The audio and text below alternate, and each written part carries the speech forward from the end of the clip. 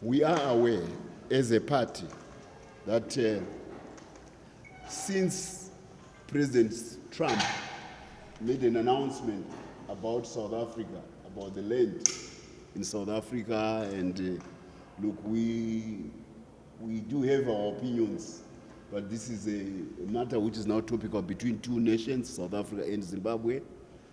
We do have our opinions as Zimbabwe as a sister ruling party to ANC, but at a time like this, we prefer to keep our opinions to ourselves and try to let diplomacy get a chance to resolve contentious issues between two sovereign nations. So we want to abstain from an engagement in that debate, although there are affinities, but the affinities does not mean there's congruence. There's no congruence between the Zimbabwean land question and the South African land question. The South African land question has been treated as an internal matter between South Africans.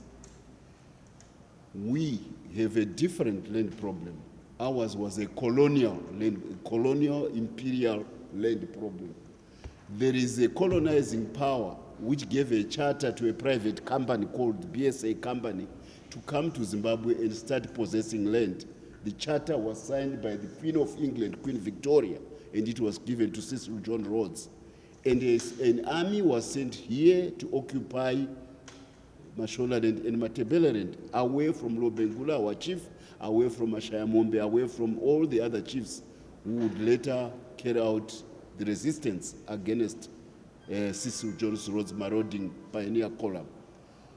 So even when we fought, we knew that the legitimacy of this country was impinged upon by Britain.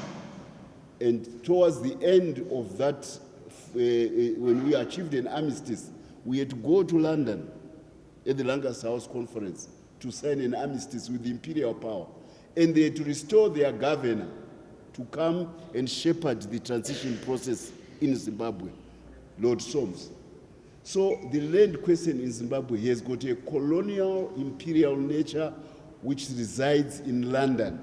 It is not like the South African issue, which is an internal South African affair, because Afrikaners are Africans, and we consider them as Africans, and they also want to be considered as Africans.